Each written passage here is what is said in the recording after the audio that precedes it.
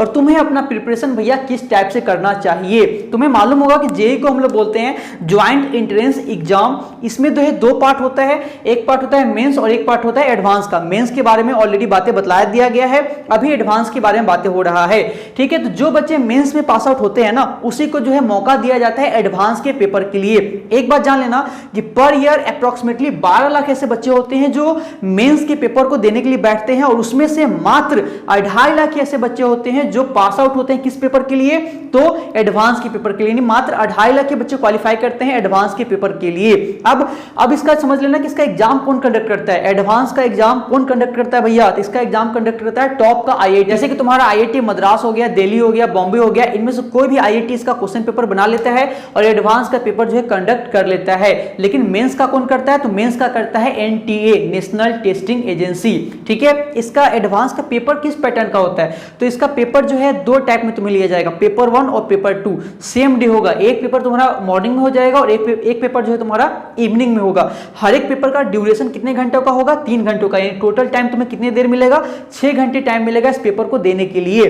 हर एक पेपर की जो है उसका पीसीएम का होने वाला है, फिजिक्स, केमिस्ट्री और मैथमेटिक्स, ठीक है, ये तुम्हें पहले से ही मालूम होगा। अब मार्किंग स्कीम क्या है, तो मार्किंग स्कीम भैया इसमें कोई फिक्स नहीं होता है। एडवांस का पेपर अनप्रिडिक्टेबल है, इसको तुम प्रिडिक्ट नहीं कर सकते हो कि किस टाइप का इसका क्वेश्चन पेपर होने वाला है और कितने मार्किंग का होने वाला है भैया, ठीक है। मतलब कि मैं डरा नहीं रहा हूं, मैं जो है इसका सच्चाई बता रहा हूं कि इसका सच्चाई क्या है। इसका जो है कभी कभार जो है 300 मार्क का भी एग्जाम लिया जाता है, कभी कभी 360, कभी 480, कभी 540, यानी इसमें फिक्स नहीं होता है कि कितने मार्क्स का जो है तुम्हारा पेपर होने वाला है, यानी पहले से ही नहीं बताया जाएगा मेंस के जैसा। जैसे मेंस में पहले ही बतला दिया जाता है कि तुम्हारा जो है 300 नंबर का एग्जाम होने वाला है, तुम्हारा जो है इस टाइप से जो है क्वेश्चन 3 घंटे का एग्जाम होने वाला है। लेकिन इसमें जो है कुछ नहीं बताया जाएगा कि तुम्हारा जो है कितने मार्क का एग्जाम हो रहा है और कितने क्वेश्चन आने वाला है, कुछ नहीं बताएगा इसमें, ठीक है। यानी जब तुम एग्जामिनेशन हॉल में बैठोगे और क्वेश्चन पेपर पलटोगे ना, तब पता चलेगा कि हाँ भैया इतना क्वेश्चन है, इसमें जो है इसका जो है इतने मार्किंग का जो है एग्जाम हो रहा है, यानी कि इसमें फिक्स कोई कुछ चीज नहीं है, तभी इसको बोला जाता है एडवांस का पेपर।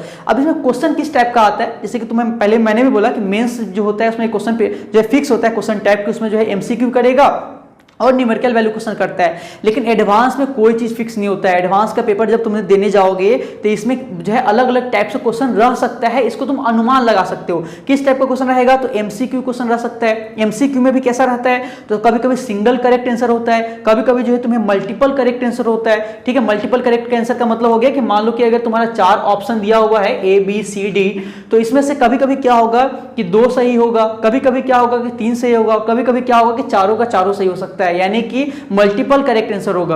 अब किस टाइप का और क्वेश्चन होता है, तो एक होता है partial correct answer. Partial correct answer का मतलब समझ लेना, ध्यान से समझना। मान लो कि अगर किसी क्वेश्चन का आंसर ए और सी था, ठीक है, अगर किसी क्वेश्चन का आंसर ए और सी था और उसमें से तुमने मात्र ए को टिक मार के आए हुए हो, तो तुम्हें क्या करेगा कि मान लो कि ये क्वेश्चन 4 मार्क का था तो तुम सिर्फ ए को टिक करके आए हो, तो उसमें से तुम्हें जो है पार्शियल नंबर दे देगा, यानी 2 नंबर उसमें से तुम्हें दे देगा। लेकिन भैया अगर उसका आंसर ए और सी था और तुमने जो है उसमें ए और डी मार के आया, तो तुम्हारा वो क्वेश्चन गलत होने वाला है और उसमें तुम्हें निगेटिव मार्किंग मिलेगा। अगर उस क्वेश्चन में अगर निगेटिव मार्किंग हुआ तो तुम्हें मार्क्स वगैरह नहीं मिलेगा, उल्टा नंबर कट जाएगा। इस बात का ध्यान रखना, इसी को बोलते हैं पार्शियल जो है करेक्ट आंसर, ठीक है।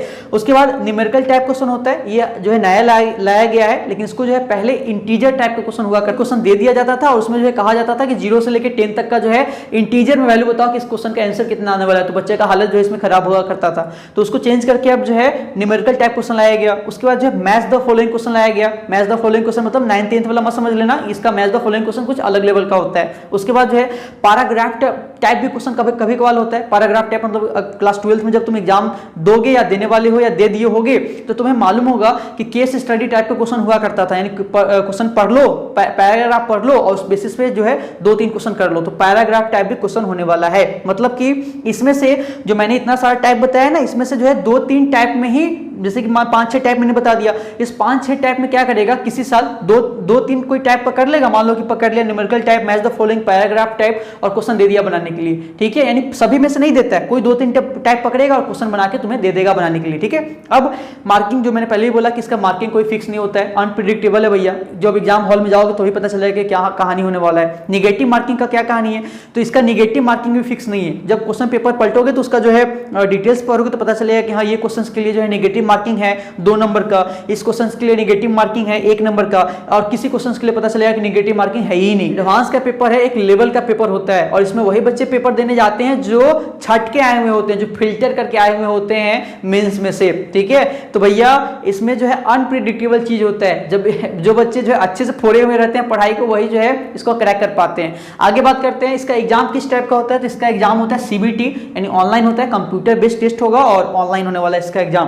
क्वालिफिकेशन क्या मांगता है, तो जेई पास होना चाहिए और पीसीएम के साथ तुम्हारा 12th होना चाहिए और कम से कम 75% मार्क्स तुम्हारे 12th में होना चाहिए। सिलेबस क्या होता है, तो सिलेबस 11th और 12th का तो तुम्हें मालूम है जो है फिजिक्स केमिस्ट्री होता ही है, साथ साथ इसका सिलेबस पर ईयर मॉडिफाइड होते जाता है। मेंस के जैसा सिलेबस नहीं कि फिक्स सिलेबस होता है, इसका पर ईयर जो है सिलेबस मॉडिफाइड होता है। तो तुम्हें क्या करना पड़ेगा, इसका सिलेबस पहले चेक कर लेना पड़ेगा, कहाँ पे जाके JEE-advance.ac.in के ऊपर इसका ऑफिशियल वेबसाइट है, वहां पे जाके तुम अपना पेपर देने से पहले इसका जो है सिलेबस चेक कर सकते हो। नेक्स्ट बात कि जैसे तुम्हारा मेंस होता है, तो मेंस में क्या होता है कि होल कट ऑफ निकलता है। होल कट ऑफ मतलब जो तुम्हारा पीसीएम का मार्क्स आया हुआ है उसको नहीं देखेगा, अलग अलग मार्क्स नहीं देखेगा, उसमें होल कट ऑफ निकालेगा, उस पर तुम्हारा मेंस का रिजल्ट बनता है। लेकिन इसका जो रिजल्ट बनता है एडवांस का, वो रिजल्ट बनता है तुम्हारा सब्जेक्ट वाइज कट ऑफ, यानी कह देगा कि अगर मान लो कि 100 नंबर का तुम्हारा पेपर हो रहा है, हर एक पेपर 100 नंबर का हो रहा है, तो हर एक पेपर में अगर तुम्हें 80 नंबर चाहिए तो हर एक पेपर में 80 नंबर चाहिए। मैटर नहीं करता है कि तुम्हें जो है, याद रखो, मान लो कि फिजिक्स के अंदर, मान लेना कि फिजिक्स के अंदर तुम्हें 100 आया हुआ है, मैथ के अंदर भी 100 आया हुआ है, केमिस्ट्री के अंदर भी तुम्हें केमिस्ट्री के अंदर तुम्हें 70 आ गया। अगर मांगा कितना था 80, कि पर पेपर में तुम्हें 80 होना चाहिए, केमिस्ट्री में तुम्हें 70 ही आया हुआ है, 70 ही आया हुआ है, तुम छट गए, तुम्हारा इसमें क्वालिफाइड नहीं कर पाओगे, ठीक है। यानी कि इसमें सब्जेक्ट वाइज कटअप जो है ढूंढता है। आगे चलते हैं आगे। अब इसमें चांस कितना बार मिलता है पेपर देने के लिए, तो इसमें मात्र तुम्हें 2 बारी चांस मिलेगा, वो भी कंसेक्यूटिव ईयर। अब ये 2 बारी कैसा चांस होगा, तो एक बार जब तुम 12th में रहोगे, ठीक है, उस बारी मिलेगा, और एक बार जब 12th तुम पास कर जाओगे उस बार। मान लो कि इस बार अगर तुम 12th का पेपर दिए